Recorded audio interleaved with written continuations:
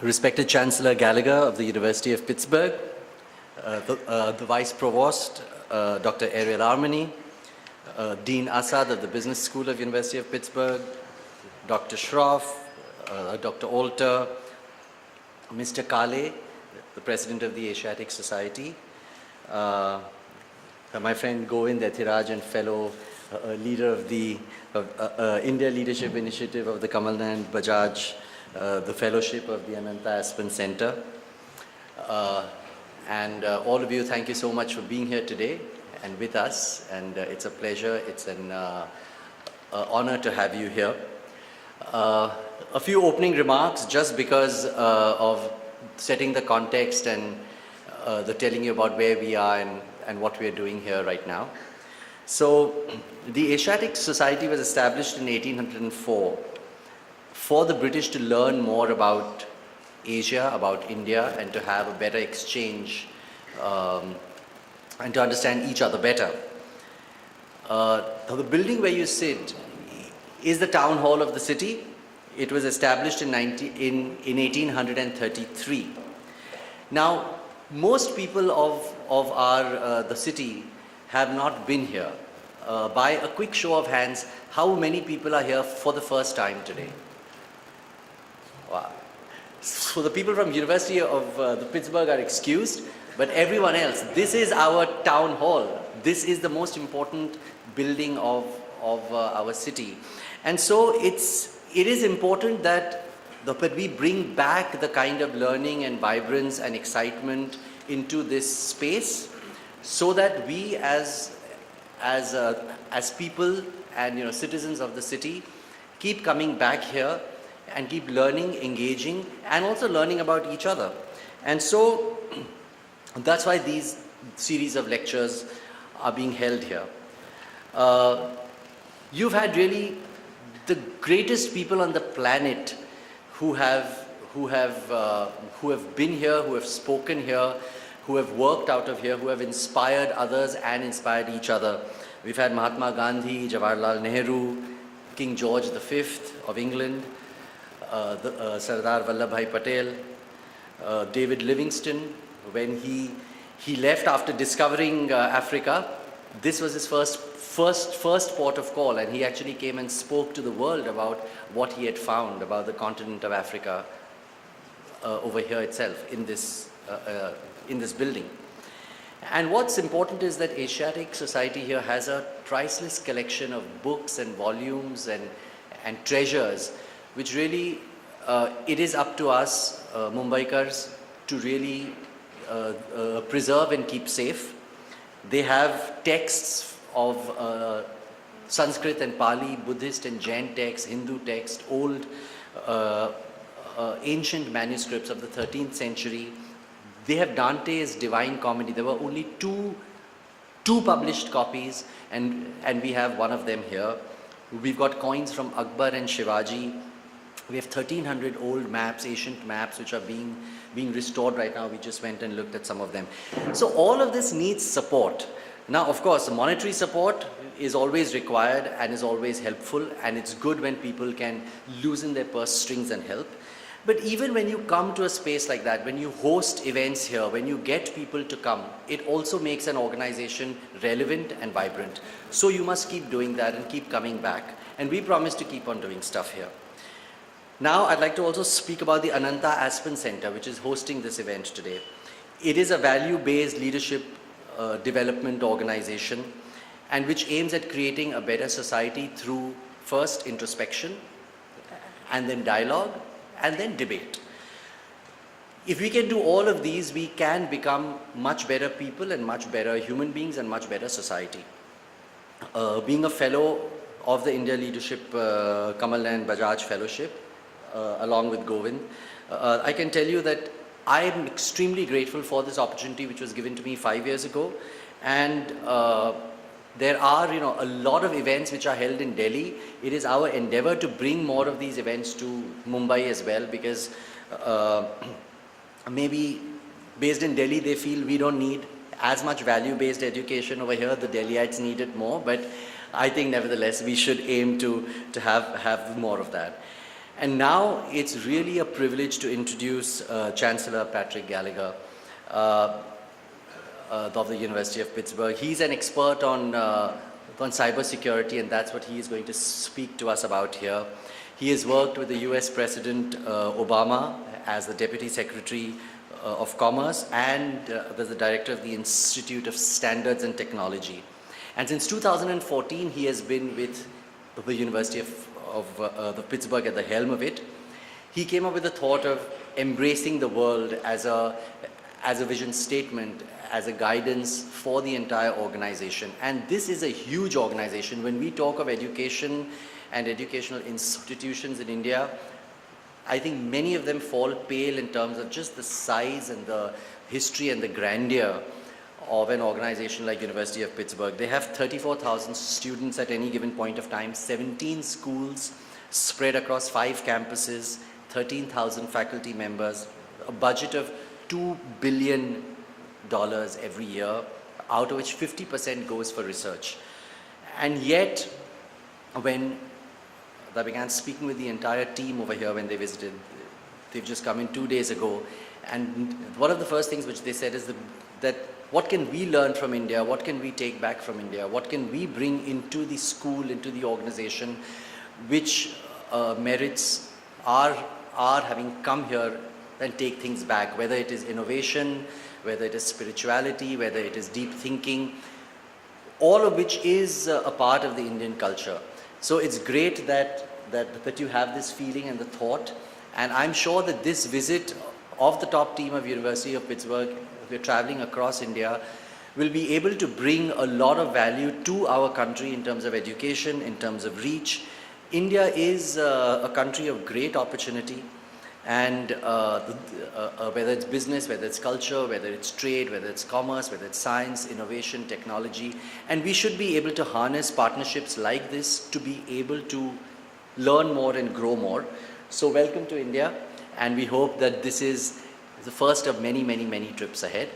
And now over to Govind, who is a fantastic thinker, the journalist who really earned his spurs on the ground, but now with his latest venture, which is called Boom, he works towards demystifying, decluttering, and correcting fake news, which has become such a part of our entire culture now all over the world.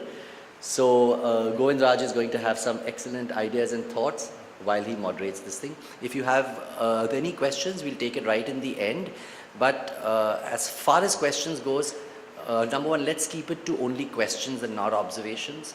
And let's keep the questions very, very short, because I'm sure that we should give maximum time to Chancellor Gallagher and to listen to him. So, thank you.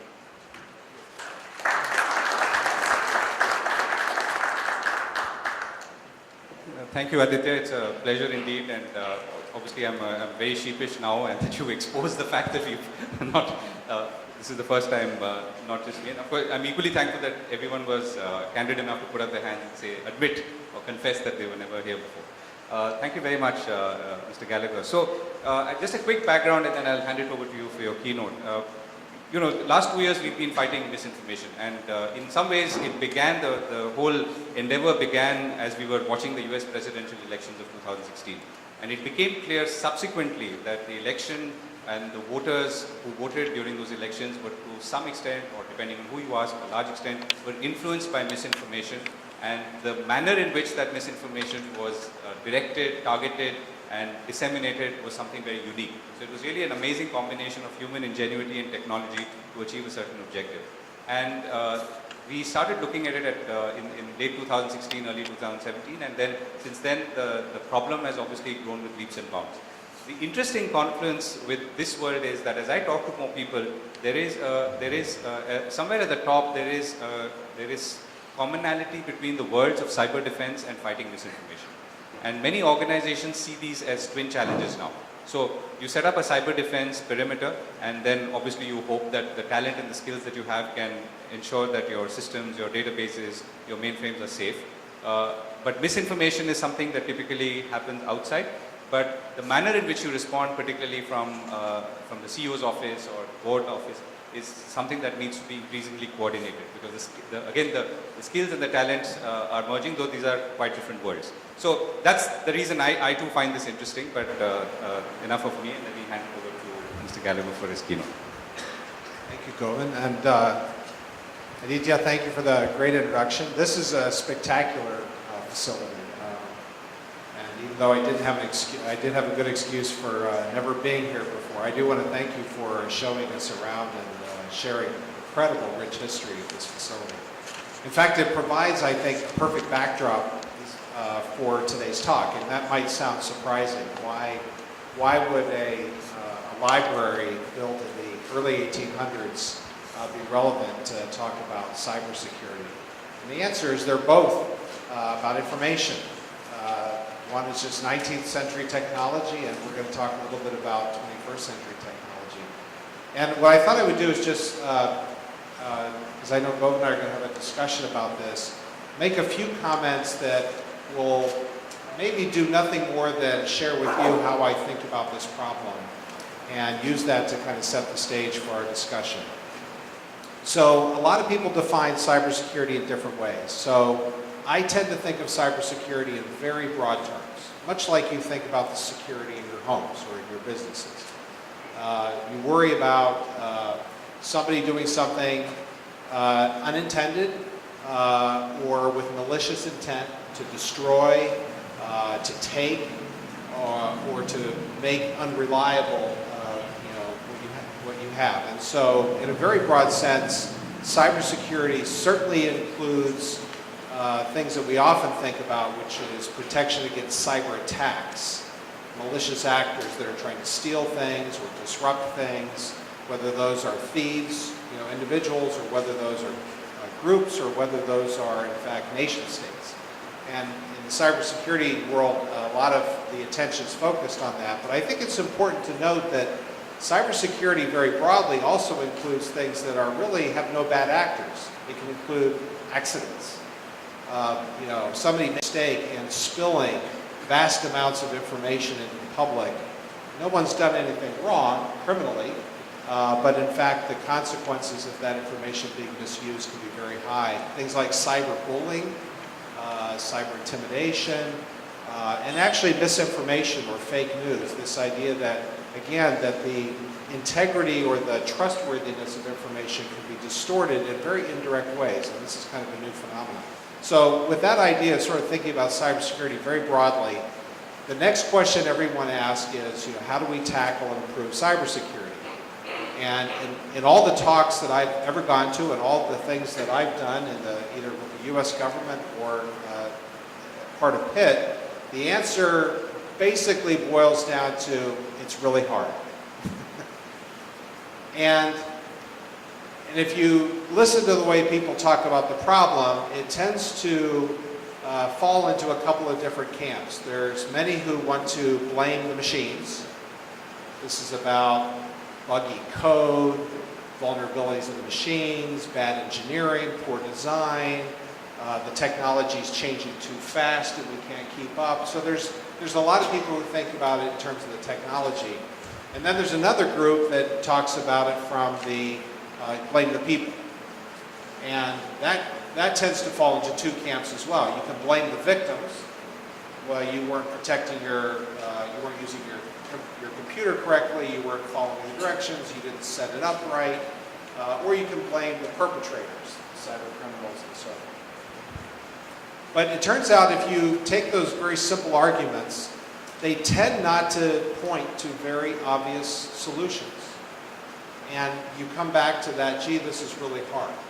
And so I wanted to offer maybe a different way of thinking about this that I think explains why this is so difficult. Because I really have a hard time with the idea that all the hundreds and thousands of years that human beings have been making technology, that we suddenly have decided to do it so badly that we're creating this very flawed, or that we have, as a humanity, become so stupid that we don't know how to use this technology wisely, right? So that doesn't quite make sense. So what's going on? And to do that, I want to tell a little story. So chess, the game of chess, was invented here in India. The story goes that in about the 6th century, in the Gupta Empire, the game that eventually became known as chess was invented. And there's a story that's told about the inventor. Maybe some of you have heard this story. The inventor goes to the emperor in Cleopatra and goes up and shows him this wonderful game. And the emperor is so impressed with this beautiful and elaborate game that he grants to the inventor, whatever wish, a boon. I will, give you whatever you want. And the inventor says, look, I just, you're being very generous, and he shows great appreciation. All I want is some rice to feed my family. And since chess was your motivation for your generosity, I would propose that we use the chessboard as a way of doing it. So all I would ask is you put 1 grain of rice on the first square, and then double that for the second square, 2 grains of rice, and so forth, where you double each one. And the emperor thinks this is so humble that he agrees on the spot, and they agree to this deal. Now, of course, what happens is that type of doubling represents what mathematicians would call exponential growth. And so it doesn't look very exciting for the first row or two. But by the time you get to halfway down the chessboard on the 32nd spot, you've placed about 6 billion pieces of rice on that chessboard, which is about a large field worth of rice. And at this point, you've got the emperor's attention. It's not too big of a problem, but you suddenly realize what's going to happen. When you get to the second half of the chessboard, things get, in fact, dramatic. To play that game to conclusion and go to all 64 spots, you would end up having 6 billion times 6 billion grains of rice, which is more rice than has ever been produced in all of human history, and if put in one pile would dwarf Mount Everest.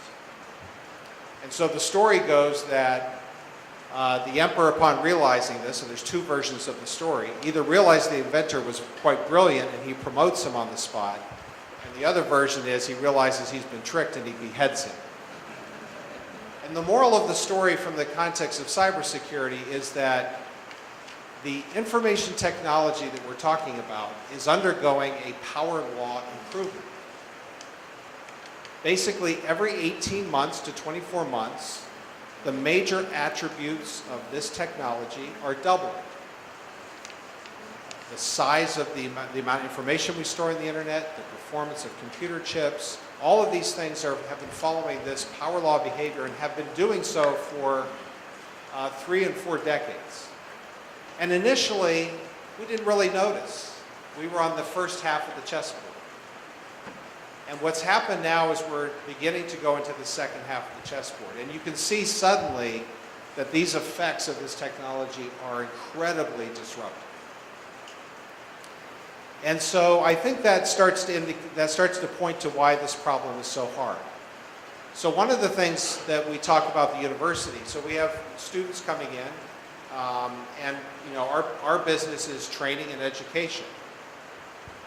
Well, one of the things that's happened quite recently because of this incredible chessboard effect, if you think about it, for all of human history, up until a point that may have happened only about 10 years ago, human beings lived in a world of information scarcity.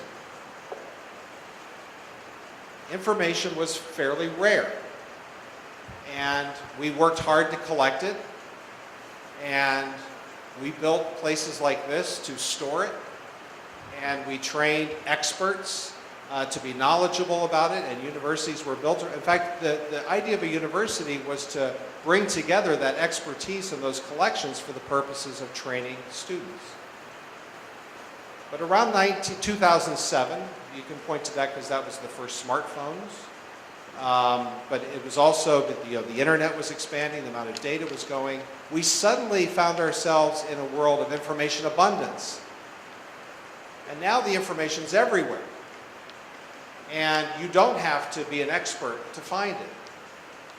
We have connected almost 4 billion people on this planet with a communication and computational technology that connects each and every one of them to each other and to more data than we've ever had before, at the speed of light.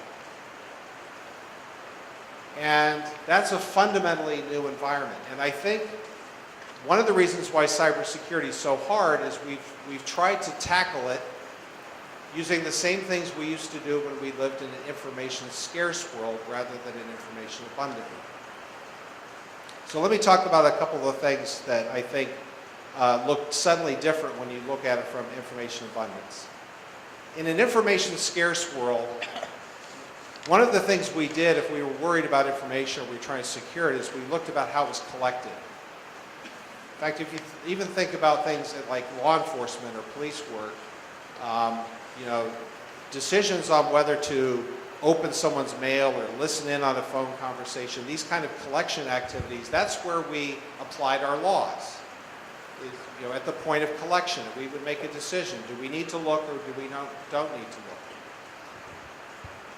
Right now, in an information abundant world, everything is being collected. There's no control over collection anymore. To give you some idea of how pervasive it is,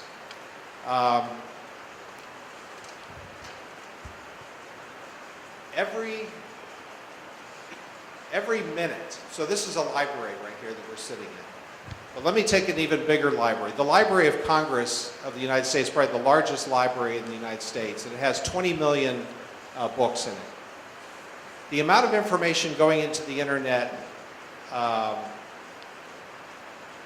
every day is about 250,000 libraries of Congress. It takes about every second, 2.5 libraries of Congress are being put in the internet.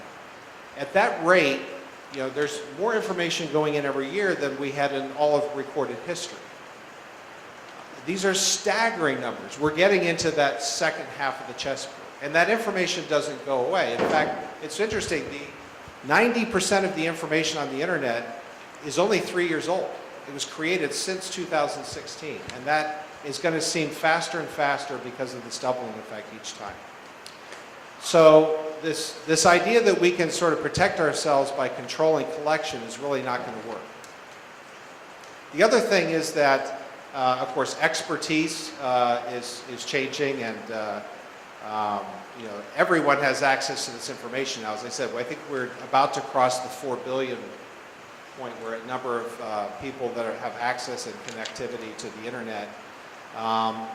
One of the interesting things is that when the internet was very young, when we were still information scarce then, one of the communities that drove this were governments and particularly scientists. It turns out the scientists were dealing with very, very large data sets. In fact, it was my discipline that probably caused most of the problems. The physics community was dealing with very large data sets. Some of the early web browsers were products of the high energy physics community working at places like CERN. And of course, they would be very concerned about the integrity and the usability of that data. But that community was small, and they all knew each other. They already had a trust. And candidly, if you were not a physicist, that information just wasn't very interesting to you. And so this notion of security was quite different. But think about it now.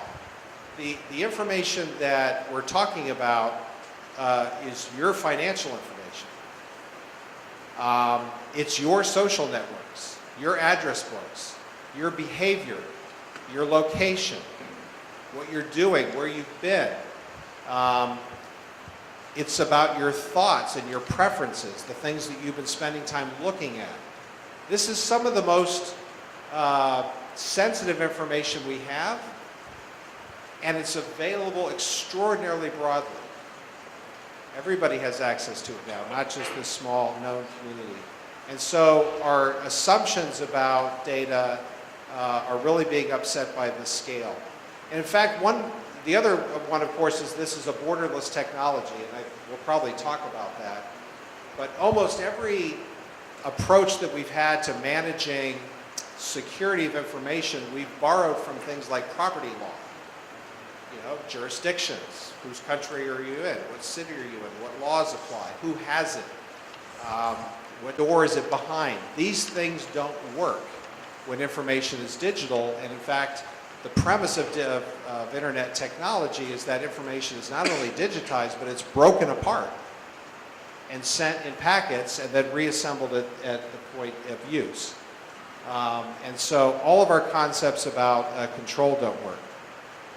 And of course, the final one that really upsets this is that we've now reached a point of incredible dependency.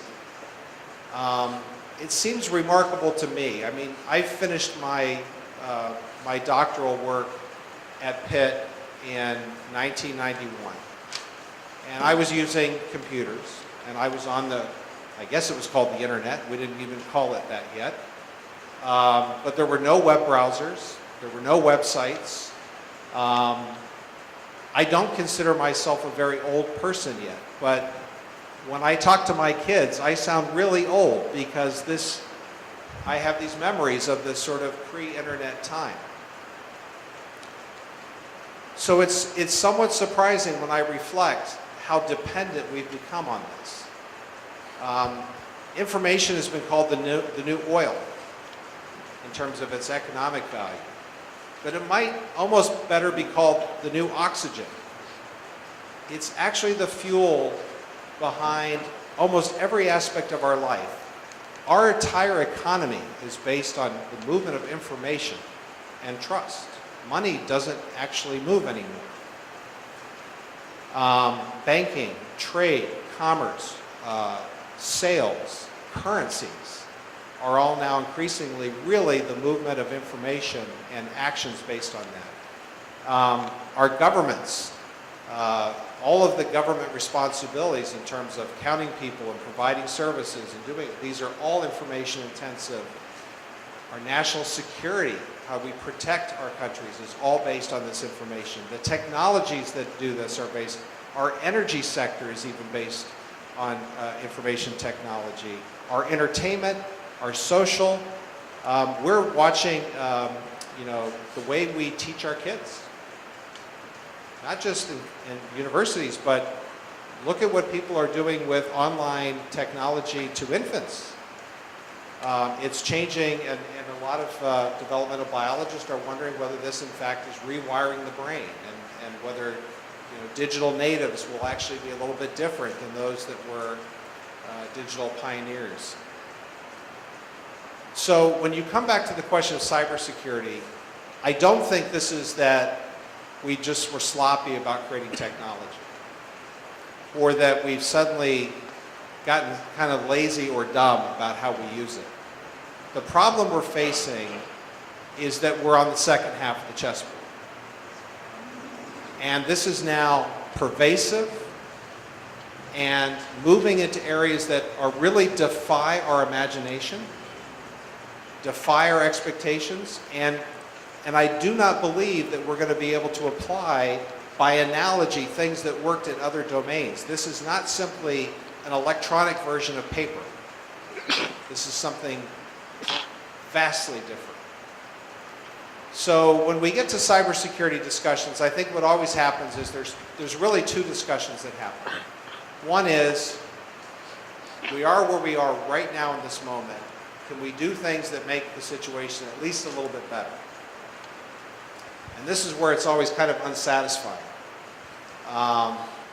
It'll get into things that we can do to prevent or detect or lock down our systems, or use perimeter security, or to use better identity management or virus protection, or what governments can do to deter by, in fact, trying to indict and identify bad actors.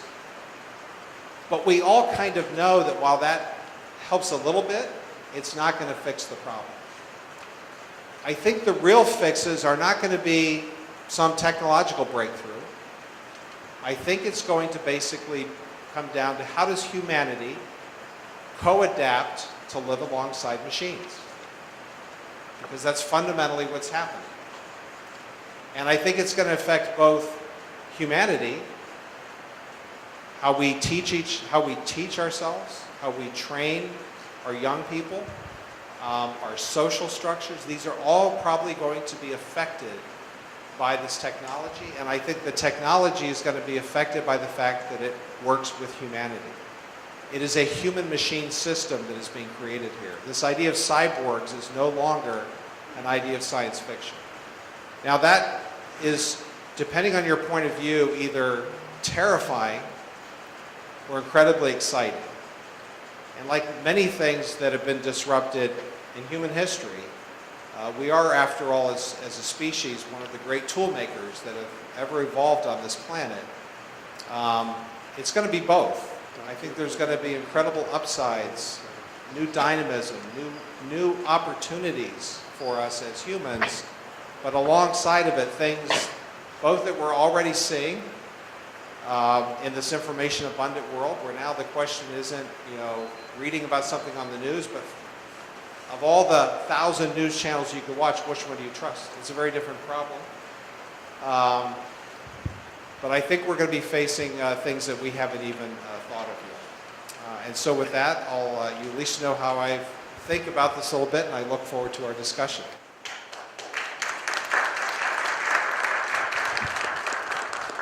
Thank you very much for that very, very unusual and extremely relevant but very unusual perspective. I mean, we would have not thought about this being a problem of the second half of the chessboard, as you say. I mean, it's really the forces of technology and computing power that have created this problem in many ways, and the solutions for which seem to be far behind.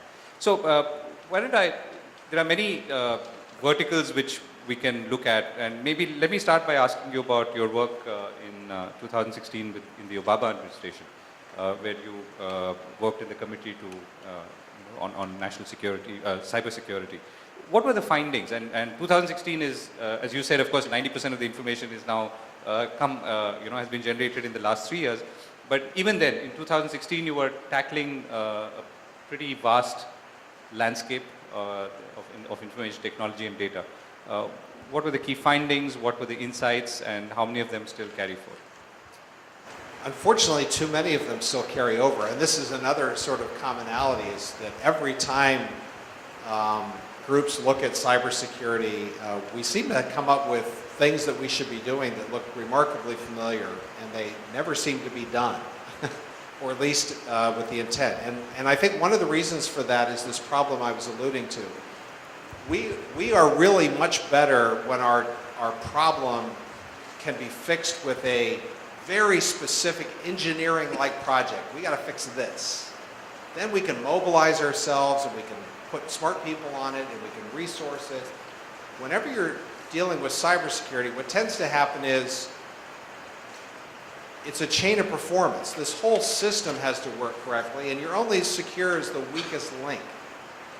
And so what happens in that environment is there's not one thing that everyone can rally about. There's 50 different things, and they all kind of matter. What happens is the effort gets diffused.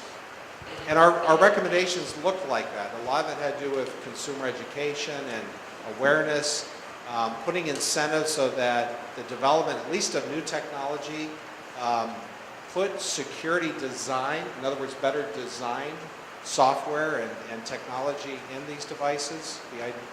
We were even looking at issues about how to create liability. We looked at insurance products and whether the accountability. If somebody wrote bad code and it was vulnerable, and a bank came down, if an engineer building a railroad did something like that, that engineer's license at the very least would be pulled. But they could also, in the software side, there's no such thing. So we looked at that, and a lot of what we looked at had to do with the government's own use of technology, which is a fascinating problem because the government, at least it's probably generally true, but in the United States, the government has this problem that they were one of the first adopters of computer technology. They built a lot of these machines for their own use, and that's kind of ruined their thinking because they tend to think the problem is just fixing their machines. This chessboard problem means that the computer technology that the government needs and depends on is much bigger than the government. There's no way a government can generate that now. And so it has to lean on this global industrial presence. And this raises all sorts of questions about, you know, how does a spy agency put its information on commercial clouds? What happens to, and you see this happening, people are arguing, where does data reside? Why is that even an issue? Because they're trying to apply national laws about the governance and use and control of that data. Who can open it, who can look at it, whose law enforcement applies to it, what advantages. These are all problems really without effective answers. We tried to raise those. The genesis of that commission was kind of interesting. That happened at the very end of President Obama's tenure.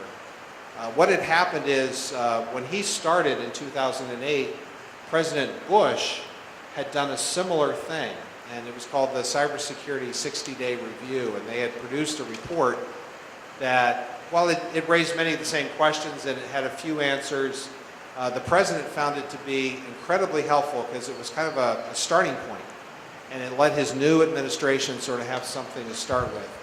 And his view was he should do the same thing for his successor. So that was the genesis behind that. But of course, with the rather slow transition we have with this administration, I don't think that was put to use. Right, so another question which might help us or help us understand how you potentially tackle this. So amongst the 12 members in that commission, you had the former chairman of IBM, you had the CEO of MasterCard, and MasterCard incidentally is one of the companies that's been asked to co-locate its servers in India to the point that you were making about who controls this and where should this reside. So what was the thinking? So to what extent did the technology companies see it as their problem? Were they willing to be part of the solution? To what extent? And who was trying to sort of, how was blame, if at all, being farmed out? And who was being the solution provider or giver in that context? Well, it was a very interesting commission, and it was done that way on purpose. So the intent was, one, it was nonpartisan. So there was no Democrats, Republicans. It was designed to be really to put experts in effect to try to balance. The second thing is a lot of the cybersecurity discussions, at least in government, tend to be focused on things governments care about. National defense, so cyber defense, cyber warfare, national homeland security and protecting law enforcement. And we felt like the government could have that discussion itself. So that was to really make it kind of a public-private mix and bring thought leaders from the private sector to play a central role. In the commission, it worked very well. I would say there wasn't a tension of who was in charge or blaming. It was really, I would say, a very good faith effort to how do we create incentives to all move forward. Because actually, the interests are not misaligned. I mean, poor information security is bad for citizens and it's bad for governments. It's really bad for business, right? So that wasn't a problem. But you're pointing to something that is an underlying issue, which is many of this second half of the chessboard is also creating companies of unprecedented scale that operate very naturally outside on transnational scales. And they prefer to have that flexibility to operate. In fact, they're hurt if they're too identified with particular national interests. And so there is a real tension there, and you see that right now where the US Congress has been calling up, and mostly because of this misinformation issue, a lot of the social media, the Facebooks and the other providers, and a lot of the questions are about the fact that they're trying to address multiple global markets. By the way, that's not homogeneous, but they need to operate at that scale because if you can't operate at that scale, you won't be successful. That second half of the chessboard is defined by size. And these are massive infrastructure investments now. We talked about all that new data coming in. The amount of money going into investing in that infrastructure on a daily basis is equally breathtaking.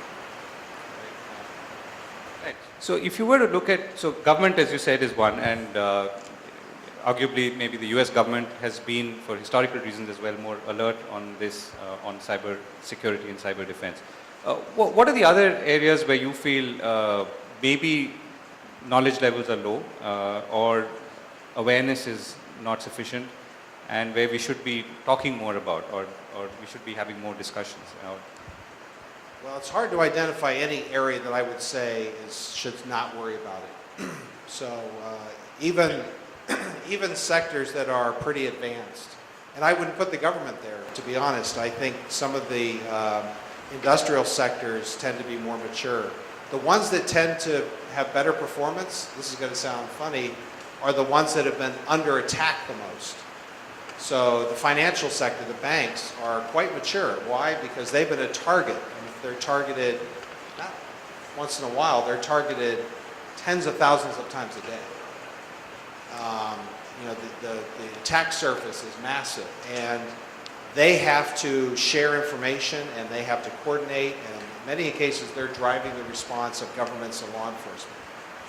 So a common enemy is a good motivator, and so you know, the corollary to that is the ones who tend to be less sophisticated are the ones where they're either not aware that they're being attacked, or you know, that sensitivity isn't there. And so, you know, an interesting effect is that a lot of small businesses are very vulnerable. There's a scale effect in cybersecurity. It takes a lot of infrastructure to do it. So big companies are actually able to mobilize more than small ones. Small law firms, for example, have incredible amounts of very sensitive data, very unprotected. Universities actually end up in that domain for an interesting reason. One, they tend to be very decentralized. They have a lot of very important information, but they also have this bias. They tend to think of all that information as publicly available. And so they're not really highly motivated to fence it off and protect it. And so that's become a target as well. So if you were to look at it over a slightly wider time frame, say let's say a decade, would you say that I guess we know the answer to some extent, but it's the texture that matters. The nature of cyber attacks have been increasing. The quality of cyber attacks have they been increasing? Are they changing in the manner, the intelligence, and then which leads to the next question about who's driving all of it, or who are the people, who are the 3 or 4 kinds of people who are driving it, and therefore why should we be one? Well, I would say that, you know, it's this chessboard effect. All of the above are true. So the amount of malicious actors is changing, in part because there's simply more there. This doubling effect also means that, in a funny way, the threshold for people to become malicious actors is very low. You can go onto the web and buy. You don't have to be a hacker anymore, right? You can simply, you can rent bot networks that basically will robotically attack and do denial of service things. So the threshold has become very low. So you see much more in volume. The other side is also true, that the sophistication of the capability for the sophisticated ones is also becoming more advanced. So you talked about the misinformation, the election campaigns. One of the interesting things that, you know, in hindsight it's more clear, but NIST was responsible or had some responsibility for looking at information, electoral security. And that's kind of an interesting problem because the federal government in the United States has no responsibility for voting systems. It's all state. So it's a very local effect. The states are the ones that buy the voting equipment. That's all their responsibility. So we were trying to promote a standards-based approach and certification. But up until 2016, the predominant thing people worried about was somebody hacking an election system to change votes. Well, that's certainly a possibility. It turned out it was much easier to change the election by distorting the view of the electorate. So the election machines were fine. But by putting misinformation and having, again, highly automated robots go in to validate viewpoints and seed very, you know, provocative things and basically stimulate disagreement and dialogue, either to turn off and do voter suppression or to engage certain voters. I think kind of the depressing thing for most Americans now is looking at this and realizing how easily it was to manipulate us. And again, that wasn't a cyber attack in the classic sense, but it really was a cyber attack. And so I think we're going to continue to see this, unfortunately, that this fabric of humanity and machines, with this scaling and scaling and scaling, opens up every type of human creativity or machine-augmented human creativity that's there. And that's true on the good side, and it's going to be true on the bad side. So I think what we're going to end up having is not answers to specific problems, because I think we'll never keep up there. I keep wondering whether something doesn't evolve that's a little bit more like an immune system that allows us to have an adaptive response to that can move at these speeds. So in your understanding, if you look at, let's say, if you were to categorize the number of attacks that we all know of, what motivates, what is the biggest motivation points or the motivating factors for the ones who cause real damage, either at an individual level or at an organization? I think they tend to actually fluctuate. So the base, the individual type actors are motivated by the kind of many of the usual things: disruption, theft. So we certainly see a lot of attacks where somebody is either trying to get information, get control. In many cases, a lot of this is about propagating more capabilities. So they're breaking in to install bots and compromise more systems because the infrastructure itself is appealing, not just the data. So that certainly drives a lot of it. But I think the thing that we spend a lot of time paying attention to are these advanced persistent threats. These ones that are large-scale efforts motivated either by nations that have interests or nation-aligned groups that have some, like organized crime, that has real capabilities. And those motivations tend to be almost geopolitical.